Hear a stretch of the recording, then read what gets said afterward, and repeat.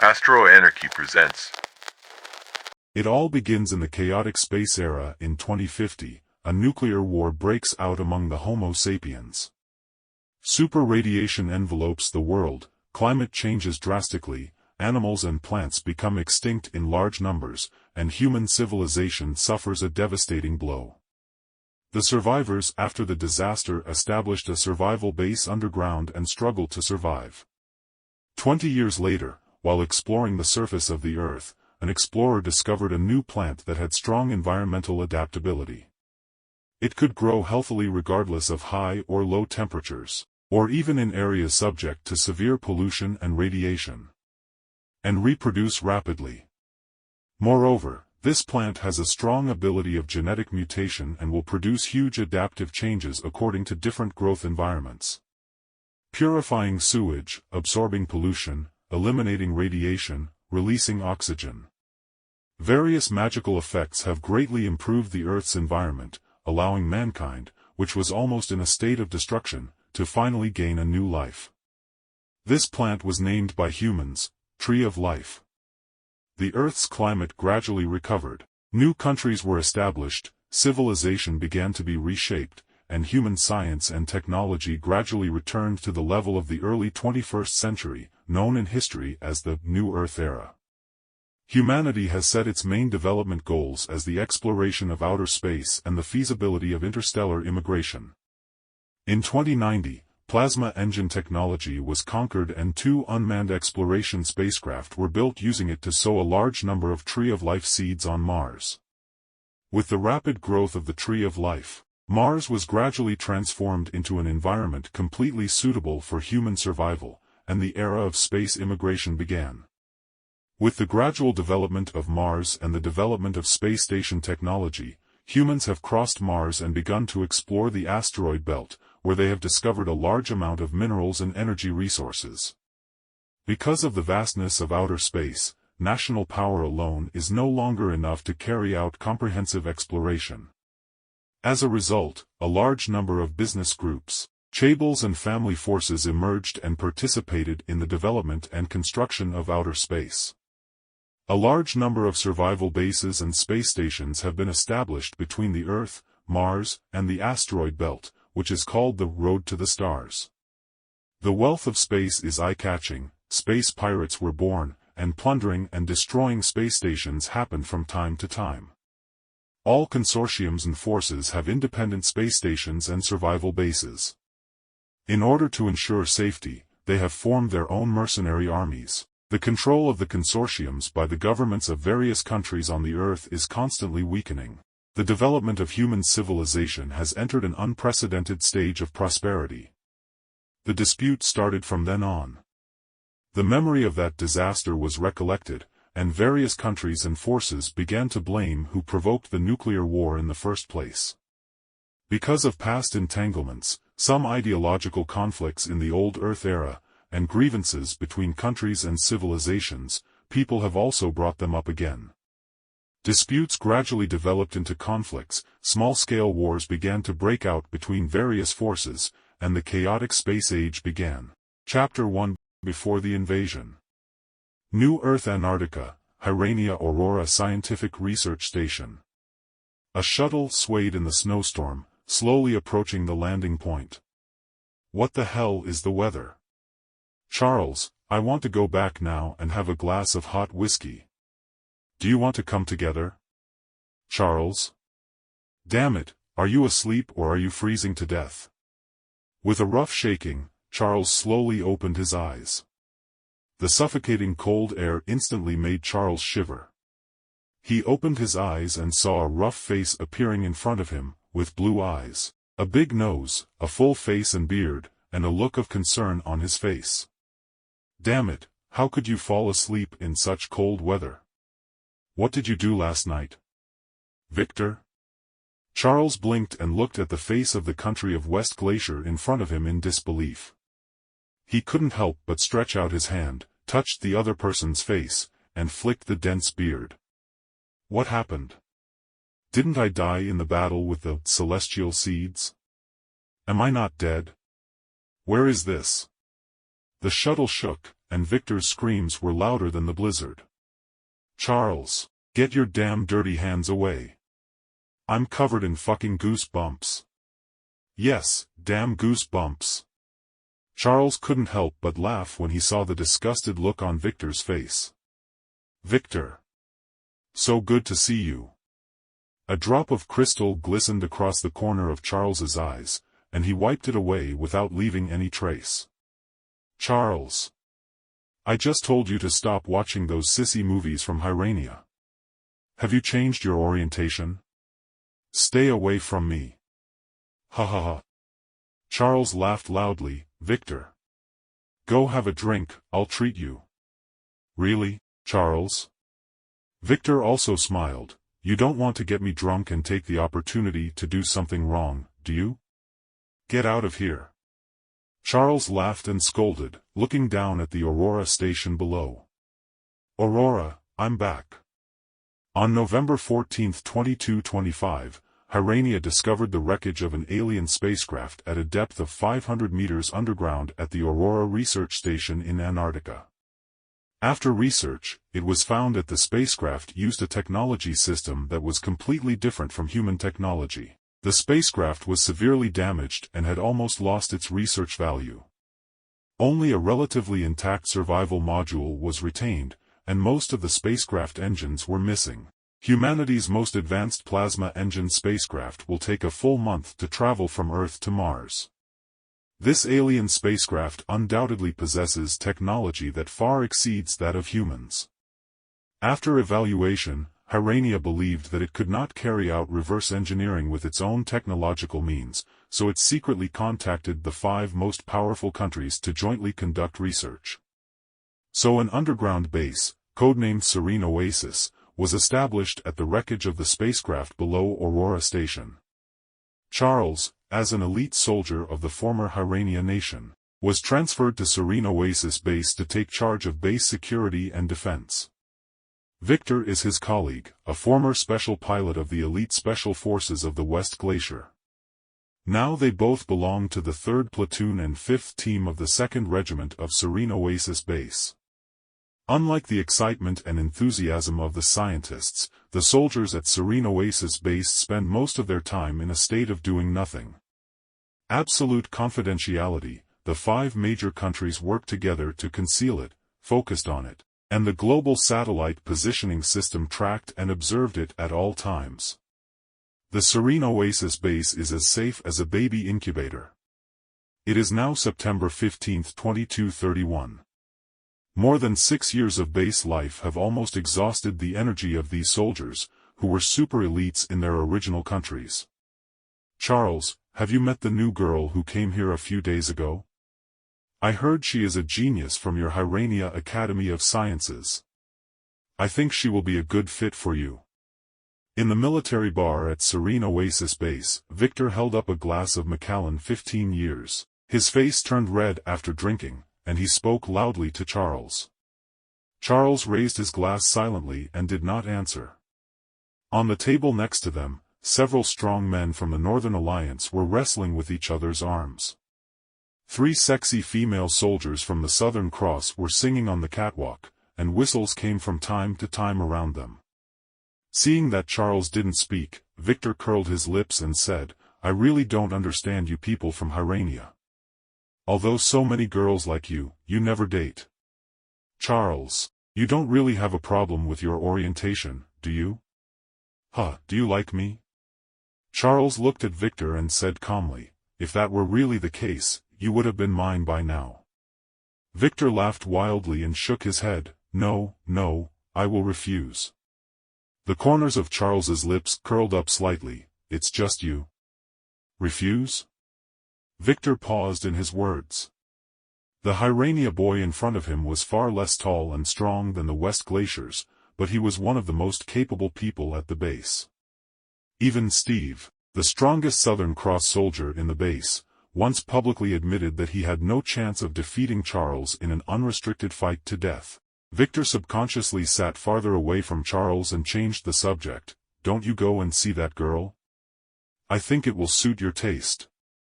Charles drank all the wine in his glass and stood up. "I'll go to the training ground.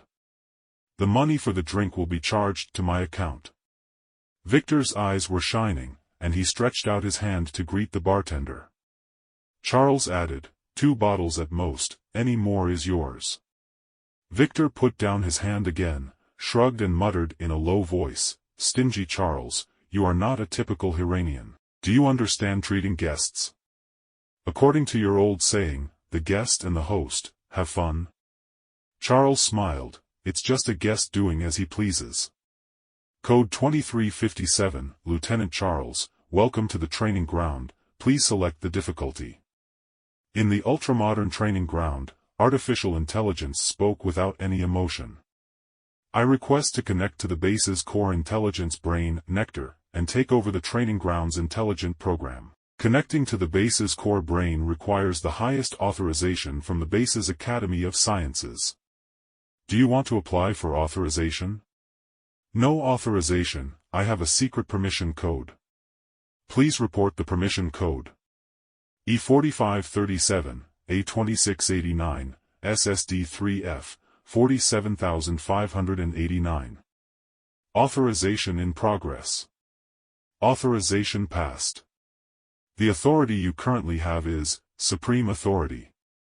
It has been connected to the base's core intelligence brain, Nectar. The stereotypical voice suddenly changed, taking on more anthropomorphic emotions. "Good afternoon, I'm Nectar. Lieutenant Charles, your authority has been verified. How can I help you?" Charles breathed a sigh of relief, and he passed. The memory is correct and this is not a dream. On September 15, 2231, an alien civilization known as the Celestial Seed raided Serene Oasis base and destroyed the remains of the alien spacecraft.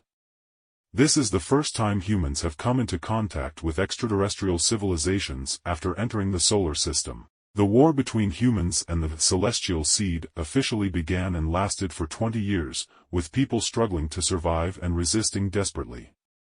In 20 years of fighting, Charles has always been on the front line of the battle against Celestial Seed, and died together with the enemy in a key battle. But the dead Charles came back to life and returned to the day when Celestial Seed invaded. He didn't know why, and it didn't matter.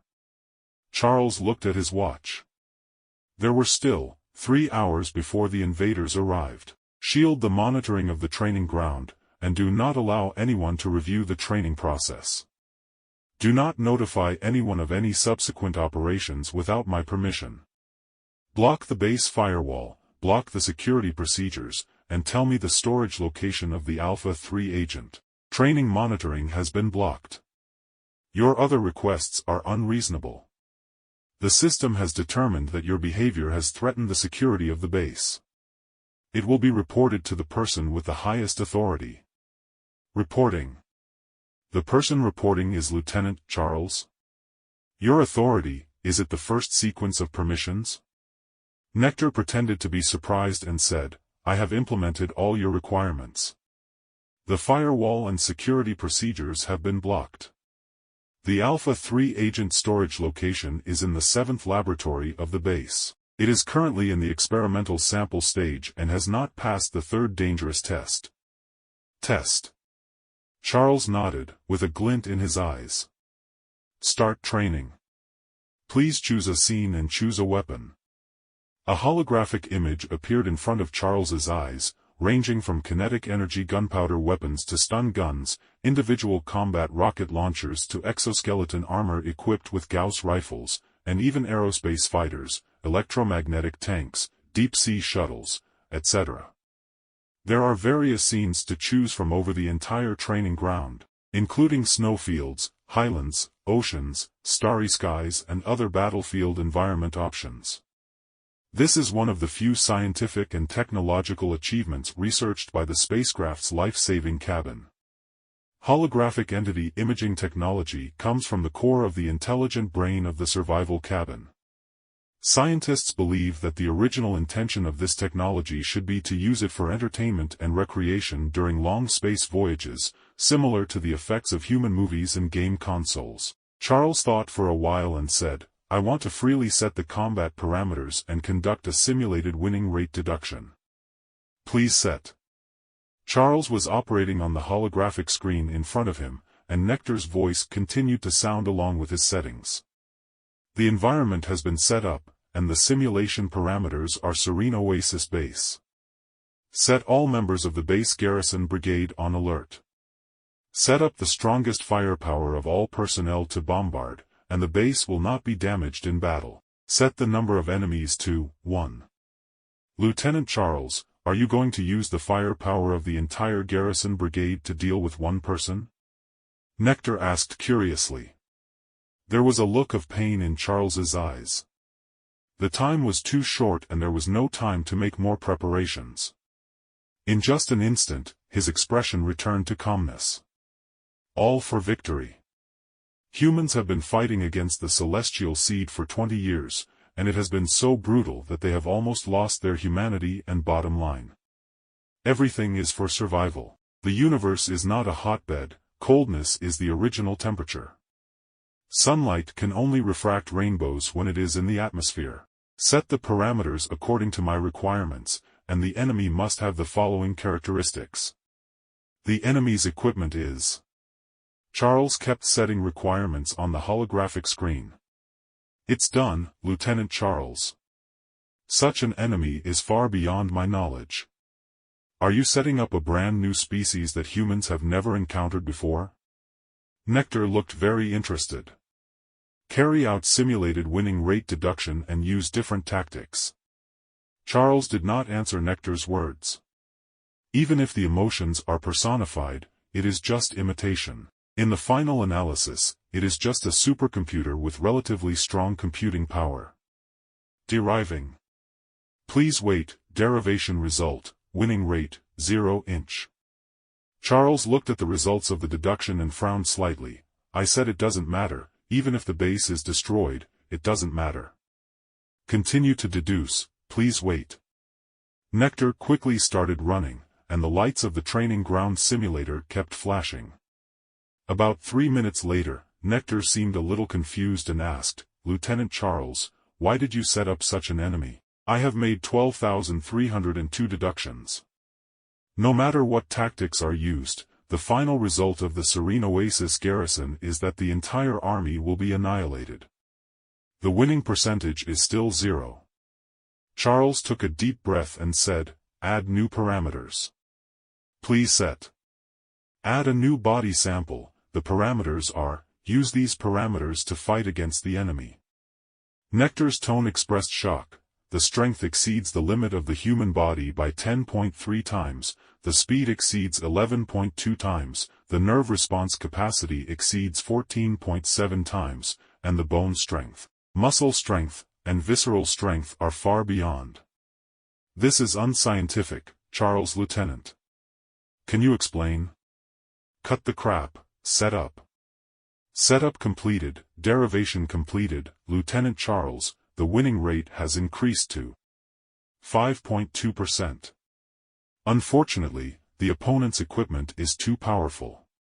Even if the new parameters can be called superhuman, they are still far from their opponents. Chapter 2 Alpha 3. The 7th Laboratory of Serene Oasis Base. This is the biological laboratory of the base. Some biological samples were found from the wreckage of the spacecraft. After research, it was found that there is a special virus in this organism. This virus is resistant to high temperatures, low temperatures, corrosion, and radiation. It also has extremely strong vitality. This virus is named alpha virus. Scientists have conducted a lot of research and found that this virus has a special effect and releases a mysterious substance that can greatly promote the evolutionary intensity of living organisms. In the first experiment with a white mouse, the rampaging white mouse turned into the unbeatable King Kong Xiaoqiang, which almost caused chaos in the entire base. Fortunately, the white mouse died of natural causes soon after violently releasing its prehistoric power. People hope that this virus can be used on the human body to create superhumans. In other words, it is a shot in the arm for human evolution, but after so many years, no finished drug has been developed that can offset the side effects. There are rumors in the base that the madmen in the 7th laboratory have secretly conducted human experiments, but without exception, all the experimenters died. Charles was walking in the corridor leading to the 7th laboratory. Military personnel rarely came to the science area, so Charles's figure attracted the attention of many personnel. Lieutenant Charles, based on calculations, I think what you want to do next will be very dangerous. Nectar's voice appeared in Charles's headset, embodying a hint of anxiety. Charles ignored it. The secret authority code was obtained from the top leader of the base in the previous life. It is unique and irreplaceable and has no possibility of being lifted. Therefore, Charles is currently at the Serene Oasis base and is the current Supreme Controller. When he reached the entrance of the laboratory, 2 guards reached out to stop Charles. One of them was Steve, the strongest soldier in the Southern Cross Kingdom. Nearly 2 meters tall, with a strong inverted triangle body, even wearing a combat uniform cannot hide his explosive muscles. As a person who is known as the invincible fighter in Serene Oasis, Steve's physical strength is close to the limit of human beings. Charles, what are you doing here?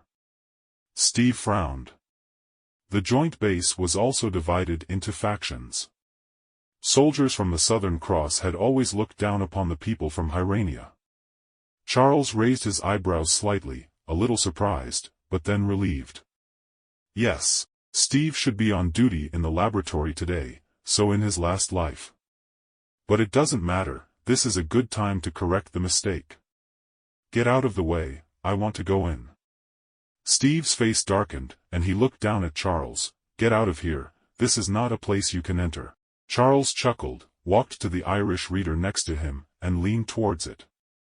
Verification passed. With the highest authority, the entire base's information was quickly updated, and Charles would not be blocked wherever he wanted to go. The door to the laboratory opened, and Steve had a look of surprise on his face. Why do you have permission here? Get out of the way. Charles said calmly. Steve scowled and stepped aside. Charles walked in and suddenly stopped when he reached the door. He turned to Steve and said, "Do you know the biochemical waste storage room?" Steve was stunned for a moment and said subconsciously, "I know, what do you mean?" "Nothing." Charles's figure disappeared, and the door of the laboratory was closed. This kid is so damned. Another Southern Cross soldier next to him curled his lips in disdain. Steve, if I were you, I would beat him hard in the ring.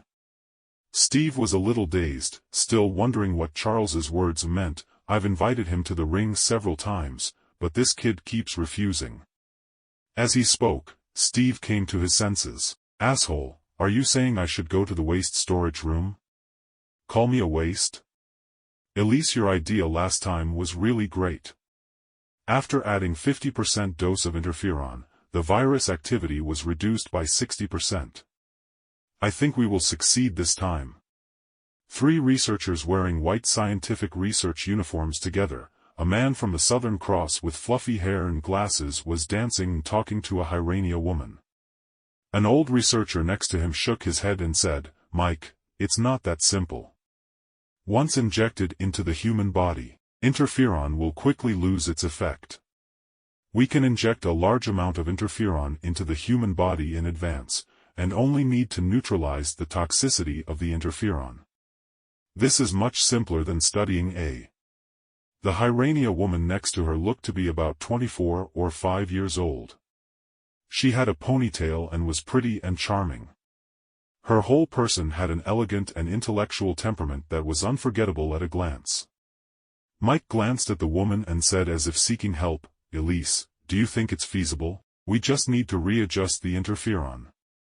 The woman surnamed Elise shook her head and said, it's still not feasible, unless you keep injecting interferon to let the human body be slowly affected. But even 40% of the virus activity is enough to cause the human body to collapse quickly. Then we will increase the dose of interferon. It will definitely work. Mike looked enthusiastic, even his glasses were glowing. The old researcher objected again. I must remind you, Mike, that interferon is extracted from the spacecraft. We don't know whether it will have other effects on the human body. What are the side effects? The mice injected with interferon are still alive. Damn it. They even got diabetes comfortably. Old Sergey, your conservative scientific attitude of the country of West Glacier has long been outdated. The woman surnamed Elise rubbed her eye sockets, turned to the old researcher and said, "Professor Sergey, that's it for today. You can go back and rest." Sergey glanced at Mike and smiled at the woman named Elise. "Dr. Elise, Mike has this kind of character. He is a good person." Mike rolled his eyes and turned away. "You two are really unreasonable. I will prove my point." "Hey, who are you?" The three of them turned their heads and saw Charles standing at the door. Charles looked at the woman named Elise, and a strange color flashed in his eyes. Elise is Hyrania's genius biological scientist. The finished evolution potion was made by her. In a sense, without her, mankind's war against the celestial seed would never have lasted 20 years. "Hello, my name is Charles. I am here to perform a secret mission at the base. Please cooperate." Charles stepped forward, entered his permissions on the laboratory terminal computer, and turned the screen to the three of them. "What secret mission?" "The base and the laboratory have an agreement not to interfere with normal research." Sergey's eyes showed a trace of vigilance. "This is a special situation now. You have also seen the permissions. Please open the memory of the Alpha-3 potion." Charles said calmly. "I know that these politicians can never be trusted." Mike said speechlessly, then turned and walked towards the potion storage. There was a bottle of light red potion inside, which was fluorescent and flickering, as if there were stars inside. "I'm telling you, this stuff can poison an elephant to death, so don't do anything wrong." "Wait a minute, I need to confirm with the base." Elise Jenkins stopped Mike, looked at Charles, reached out and pressed the smart terminal on her wrist. "Is it okay? This is a normal procedure." "No problem." Charles walked towards the potion storage as if nothing had happened and smiled at Mike. "I'm Elise, I want to confirm." "Stop. Oh my God, what are you going to do?" Before he finished speaking, Charles had already walked to Eva Elise, suddenly raised his arm, and struck Elise Jenkins on the back of the neck with a clean hand. Elise Jenkins shook her body and fell down. Sergey suddenly took a lunge and rushed towards the alarm not far away. Charles was much faster than him. He raised his hand and lightly pressed the table and jumped up. He kicked Sergey in midair and flew out with a bang. It hit the wall with a sound and collapsed to the ground. You, who are you? Don't come here." Mike looked at Charles, who was slowly walking over in horror. There was a trace of water on the hem of the research suit, and he was so frightened that he peed.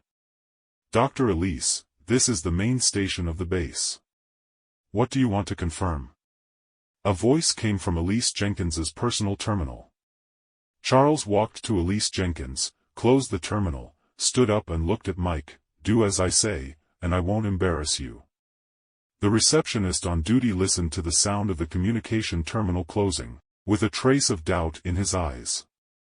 He subconsciously turned on the monitoring of the 7th laboratory, only to find that the screen was completely white, indicating that the monitoring was blocked.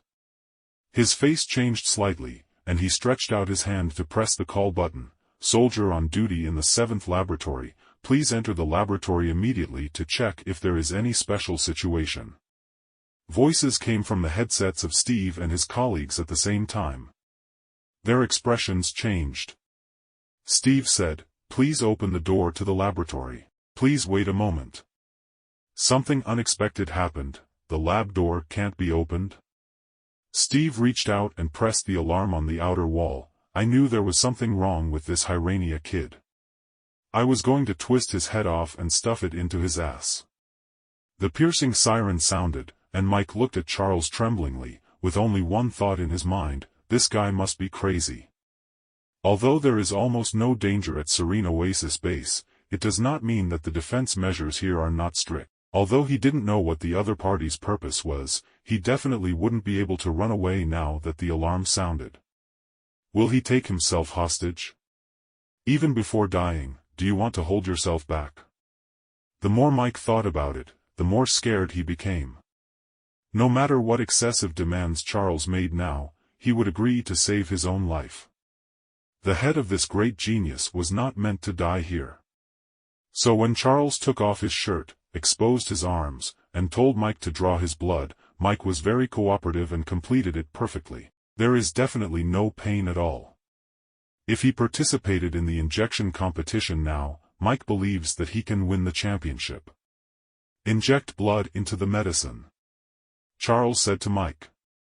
What? Mike was a little surprised, but then he suddenly had a flash of inspiration, as if he was struck by lightning. He looked at Charles in shock, as if something suddenly opened up in his mind, and he subconsciously said, could it be that, injecting blood first will make the virus recognize the host's blood? This idea. Please hurry up. Charles listened to the violent banging sound coming from the door of the laboratory, but he was not panicked. The door of the laboratory can withstand the bombardment of the electromagnetic gun, and they will not be able to get in for a while. Okay. A hint of fanaticism emerged in Mike's eyes. He controlled the mechanical arm of the memory and carefully injected Charles's blood into the potion while muttering to himself. Inject it into the blood first to allow the virus to recognize it and avoid harming the human body. That's right. This is an alien virus. Everything is possible. Why didn't I think of it? As the blood entered the potion, the original light red liquid became a little more vivid, and the dots of fluorescence suddenly became more dazzling, and the whole bottle of potion even began to glow. This really succeeded. Mike turned to look at Charles excitedly. This is really a great, genius idea. Bang! Charles slashed Mike's neck with his hand knife, and Mike fainted. Chapter 3, Too Stupid. Charles took out the medicine from the storage, took out half of it with a syringe, and injected it into his body. The next moment, Charles was lying on the floor of the laboratory, his face instantly distorted, and he let out a scream like a bull's roar. His whole body was shaking violently, and every inch of his muscles seemed to be exploding and surging violently. His chest was rising and falling violently, as if an alien creature was about to break out of its shell. The veins on Charles's forehead popped out, and his whole body was instantly soaked with cold sweat. Feeling the pain in his body accompanied by the strange feeling of relief, Charles's eyes emptied for a while, and he fainted. Alert! Attention all teams, the 7th laboratory of the base has been invaded. This is not a drill. Activate the 3rd plan, and all personnel will be on alert immediately. Repeat. This is not a drill. The high-pitched radio sounded, and the drunk Victor suddenly stood up and ran towards the outside of the bar. As soon as he ran to the door, 2 guns were pressed against his head. Victor looked at his colleagues in shock and asked angrily, "What are you doing? Are you crazy?" The 2 soldiers were expressionless, and a major officer next to them said coldly, "Lieutenant Victor, your teammate Charles launched an attack on the base. Please don't resist until your innocence is proven. Otherwise, you will be shot to death on the spot in accordance with military law."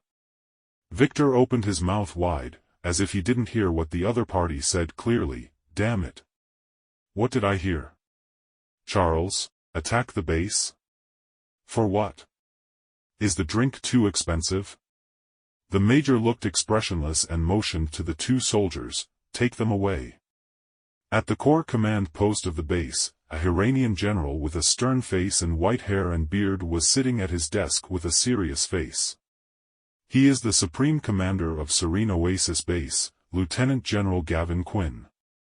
In front of Gavin Quinn, there were 4 old men sitting with the same rank of generals. The 5 of them are the core command of the entire base. Several staff officers stood beside him, silent and did not dare to say a word. "General Quinn, can you explain what is going on? Why is there a highest authority?"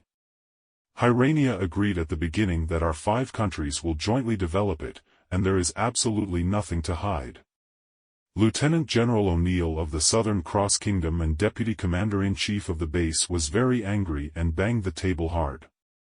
Gavin Quinn was silent, his heart was filled with emotions. The highest level of authority was set up when the base was established. In order to prepare for the worst, once an irresistible accident occurs, Hyrania will have the last line of defense to firmly grasp Serene Oasis, or completely destroy it. No one except him knows about this highest authority, not even the President of Hyrania, because the authority code is completely set by himself. Strangely, a Hyrania soldier named Charles took control of this authority and used it to invade the laboratory. Could it be that he was hypnotized? Gavin Quinn thought about his daily life for the past 2 days and shook his head. It should be impossible. Hypnosis is not magic, and no one has the ability to easily hypnotize themselves. So what the hell is going on? Gavin Quinn took a breath and said, "This incident was an accident. After the incident is over, I will give you an explanation. You can also investigate me, and I will fully cooperate." O'Neill sneered, "I'm talking about the highest authority. What's going on? Is Hyrania sincere?" The West Glacier Lieutenant General Oleg glanced at Gavin Quinn. He was also a little dissatisfied with Hyrania's arrangement. However, as a de facto ally of Hyrania, the country of West Glacier must express its attitude. He smiled slightly and said, "Don't get excited, everyone. Now is not the time to talk about this. The other party has closed the door from inside the laboratory and we can't get in at all.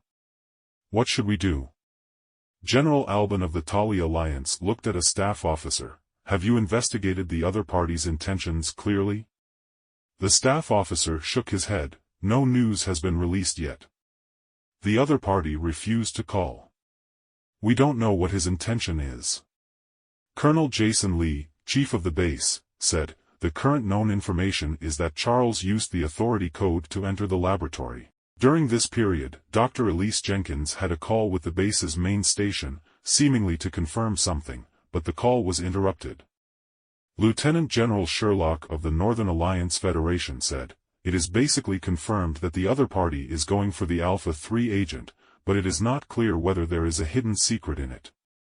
O'Neill looked at Gavin Quinn, with an indescribable meaning in his eyes. "Is Hyrania unable to sit still? Could it be said that you have already achieved results in the research on A?" Gavin Quinn's face darkened. "General O'Neill, please don't make groundless speculations. If we really wanted to do something, we wouldn't use such a clumsy method. If we wanted to monopolize the research results, Hyrania would not have dumped the wreckage public." "Huh."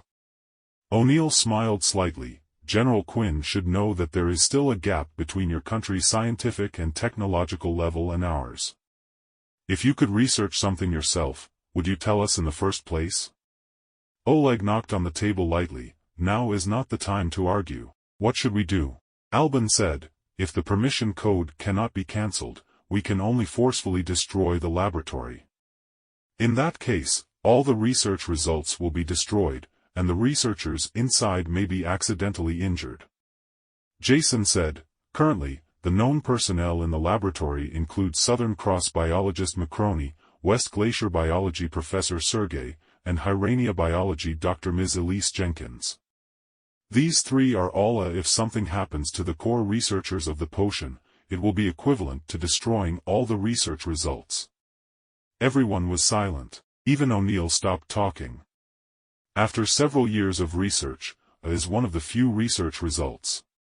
If it is destroyed, is it still necessary for this base to exist?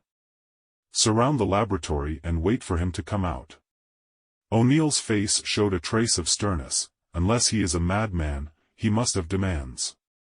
Sherlock said, "I suggest you be prepared with both hands.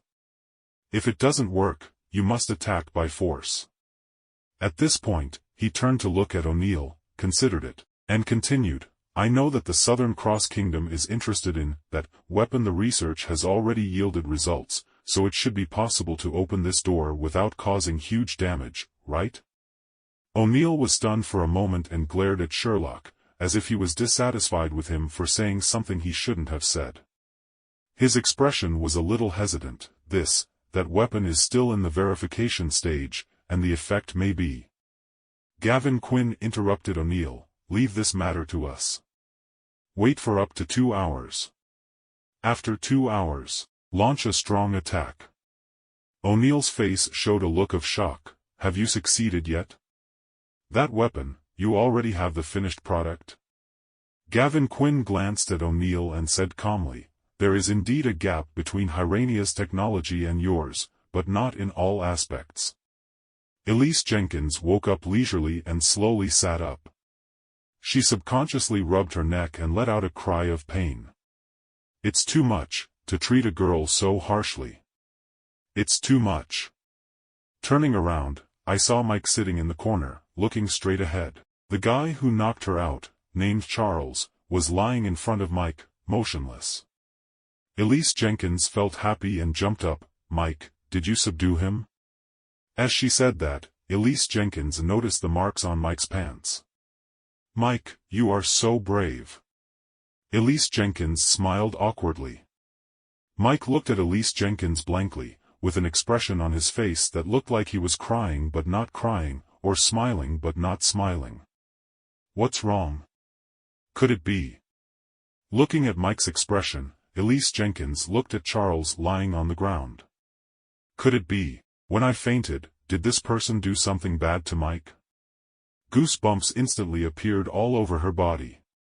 Elise wanted to say something to comfort Mike, but in the end she only responded with a look of sympathy. Successful.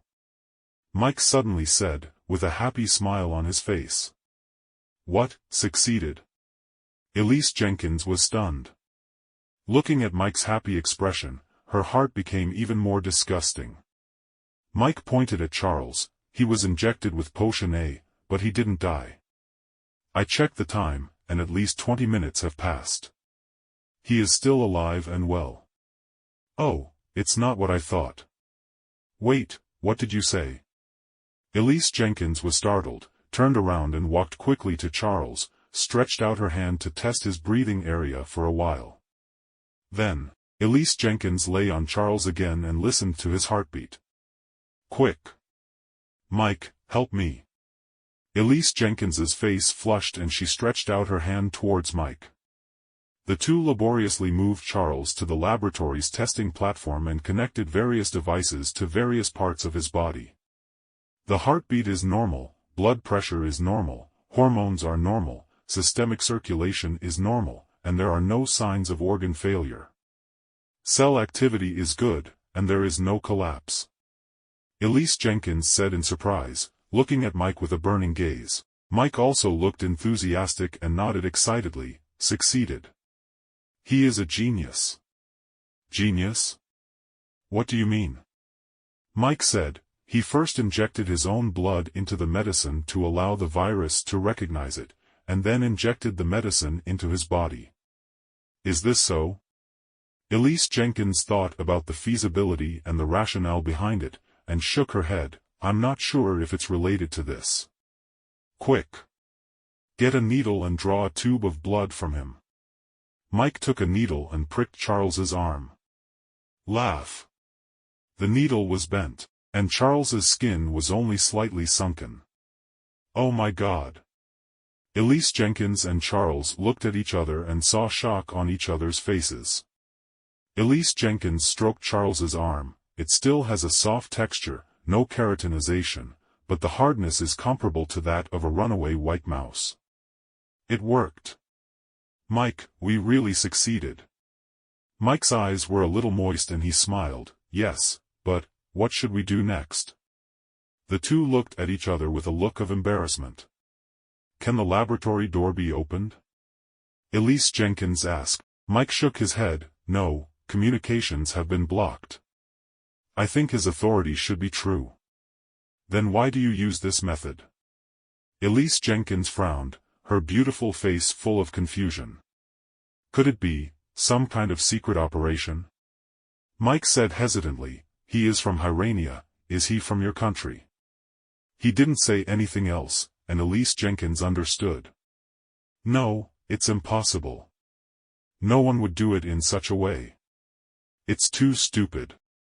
Chapter 4: The Beauty Trap. Do we have to control him? Mike considered and said, if he wakes up later, will it be detrimental to us? Elise Jenkins nodded. Move him to the confinement chair and use alloy buckles. The two people worked together to move Charles off the testing table and put it on the restraint chair in the laboratory. With a crisp click, Charles's hands and feet were latched by the pop-up alloy buckles. How is Sergey? Are you still alive? Elise Jenkins turned to look at Sergey lying on the ground. There was a pool of blood on the ground that had condensed. He's still alive. He probably has a concussion. Elise, what should we do now? Mike was a little at a loss. He was a scientist, and he was really helpless in the face of this situation. Elise Jenkins thought for a while, turned around and walked to the equipment table, pressed the button, and a drawer slowly stretched out. She took out a dark gold needle from it and said, "We still have to draw his blood. Maybe we can extract safer ingredients." She turned around and saw that Mike's face turned pale and he shrank into a corner fearfully. Charles, who was originally buckled on the restraint chair, had already stood up and looked at her with a smile on his face. "Dr. Elise, you're awake." "How could?" Elise Jenkins suddenly slapped her forehead and said angrily, "You have the highest authority, I forgot about this." She was not afraid. She put the needle on the table and sat down on the chair next to her. "Tell me, Lieutenant Charles, what do you want to do?" Charles closed his eyes and silently sensed the state of his body. "The first stage has already taken effect, and we should be able to reach the perfect state in another 10 minutes. It is exactly what I thought. Previous experiences can indeed have an impact on the physical level. It is really interesting. After time and space travel, does experience and memory still work? Nectar, turn on the monitoring." Charles gave the order, and the monitoring screen above the laboratory suddenly lit up. A large group of armed soldiers gathered at the door, and Steve stood at the front with a sinister look on his face. "Check the location of the members of the 2nd Regiment, 3rd Platoon and 5th Team," Charles ordered. Except for Hyrania warrior Jacob, who has not returned from vacation, the other 5 members have all been detained in the solitary room. Nectar's voice sounded in Charles's headset. "How are the defense measures at the base?" "The entire base has been put on alert and the 3rd plan has been activated." "The 3rd plan? Not enough." Charles shook his head. With a glint in his eyes, "I need to give them more information and plan for me the shortest route from here to the spacecraft storage room." "The planning has been completed. The route is as follows." Following Nectar's words, a 3-dimensional map of the base appeared on the monitoring screen, with a red line running through it, pointing out the route from the laboratory to the spacecraft storage room. After listening to Charles's words and looking at the route that appeared on the screen, Elise Jenkins's face turned very ugly. She couldn't help but stand up and said, "I want to talk to you." Charles looked at Elise Jenkins. "What do you want to talk about?" Elise Jenkins took a breath, calmed down, and asked, "Why do you do this? Who are you?" Charles shook his head. "Sorry, can't tell." "You wouldn't get out." Elise Jenkins said as gently as possible, "This place is heavily guarded, you know, right? And even if you get out, you can't escape. No matter what organization is behind you, you can't fight against the 5 major forces. You understand?" Charles looked at Elise Jenkins, still so enthusiastic and persistent. A gentle smile appeared on his face, intended to tease the girl. "Then what should I do?" Elise Jenkins felt hopeful when she saw Charles's smile. She tried to slow down her tone and said calmly, "Look, you have been injected with alpha and survived. You are our only successful case. Based on this alone, the base will not make things difficult for you. Surrender, I can guarantee that your life safety will be guaranteed." Charles looked a little hesitant. "That makes sense, but in that case, will I be locked up and used as a guinea pig? No, no way. Elise Jenkins shook her head gently and looked at Charles with bright eyes. Look, some necessary research should be done, but you are actually just like us. Just treated as a basic scientific researchers. After we get off work, you will also get off work, and we can go have a drink together. Elise Jenkins gently stretched out her hand to gather her hair, and turned her face slightly, revealing her fair neck. Do you have a girlfriend? I don't have a boyfriend. You know, people in the base cannot fall in love with outsiders. I think you are cute and brave. Maybe we can give it a try. Mike looked at Elise Jenkins dumbfounded. Hurry up and agree, I've used all my tactics. Elise Jenkins had a smile on her face and lowered her head shyly. Ha ha ha.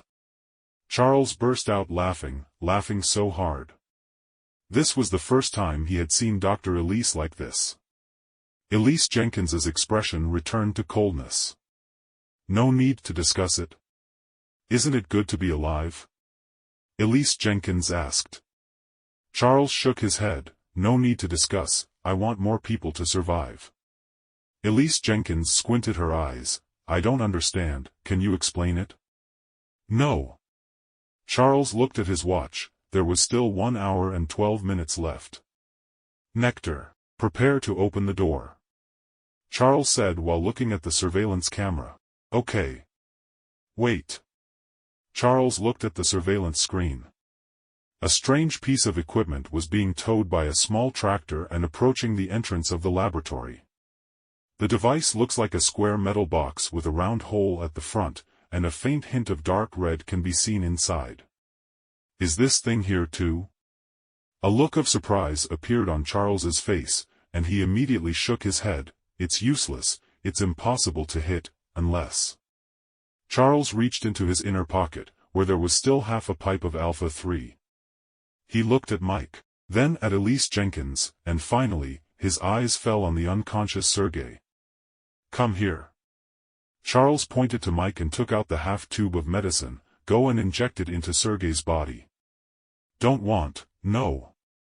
Elise Jenkins's face darkened and she said decisively, kill us. Professor Sergei is old and cannot bear the intensified backlash of the virus. He and his granddaughter depend on each other. Please don't be so cruel. Although Mike was very scared, he still stood stubbornly and did not move. Charles rubbed his forehead and was speechless. You don't think that I can't give injections myself, do you? Charles walked to Elise Jenkins, picked up the needle on the table, installed the syringe, and drew the medicine in.